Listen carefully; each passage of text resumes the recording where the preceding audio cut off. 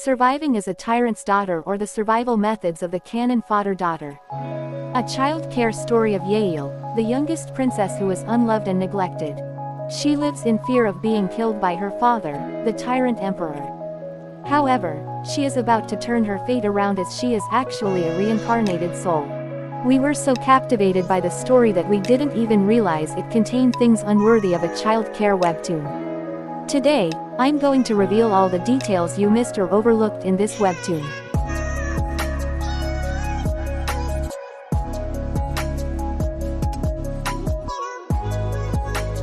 Firstly, Chi-Chi didn't die by a truck or fell from a building to transmigrate. She died during a math test for her entrance examination. Guess even mathematics can kill. In the webtoon, at their first meeting, Chi-Chi is 5 and her 6th brother is 12, and started developing feeling for her when she was still 5.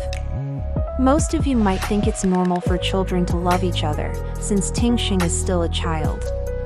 But later in the story, when we discover that her 6th brother is actually the male lead who took his place to be near the emperor and have a chance to kill him, we hear from him that he is actually a few years older than Chi-Chi. That means he was actually 13 when he started having feelings for her. It might be normal if we consider the ancient culture, but Yangxing is actually a red flag. Some of you might also think that Yeyul and Imperial Advisor are also in an explicit relationship since she looks like Chi-Chi's age mate, but they are practically the cleanest couple so far. Although she has Chi-Chi heights, Yeyul is actually 15 and Imperial Advisor is 17, so their couple is really normal. By the way, the male main role, the real name is not Yangxing. He is no different from the emperor, although it is for this revenge, we can't forget all the evil he caused. He imprisoned and starved Chi-Chi's real brother for several years, to use him later. He organized crimes consisting of waxing the skin of the faces of innocent citizens, driving the mother of the 6th prince mad and many other things. He lives only for revenge. Even when he fell in love with Chi-Chi, he thought that he was ingesting poisons and getting beaten by his subordinates, to gain resistance to certain tortures, all to kill the emperor. He is also interested in a 5-year-old girl. What did he look for on a 5-year-old girl, when he is 12? Chi-Chi's father is the tyrant of the story, but as we grow in the story, we see a caring and loving father. This side only goes with Chi-Chi and her siblings benefits from it because they also care about her. We almost forgot that he killed his 4th and 5th sons, because they were not to his liking. He also killed one of his concubine who was dancing to gain his favor.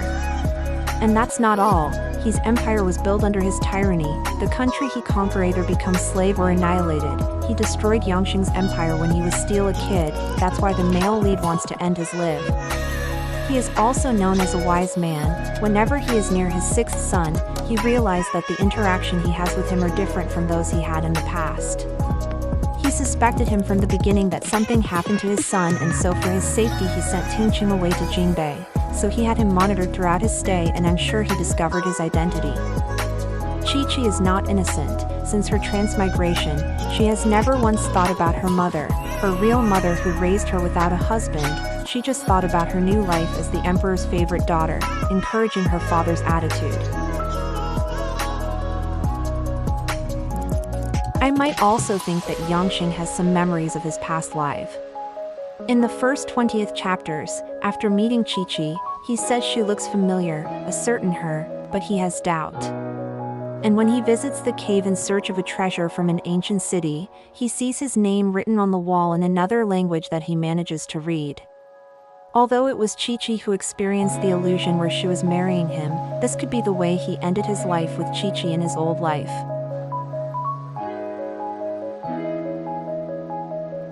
I have revealed most of the misdeeds of this work. I'm sure most of you will see it differently, but that's the bonus of this work. When changing the theme of the work, we were slowly made to forget the direction of the work to make it come back in force later, and I'm sure the end will be epic.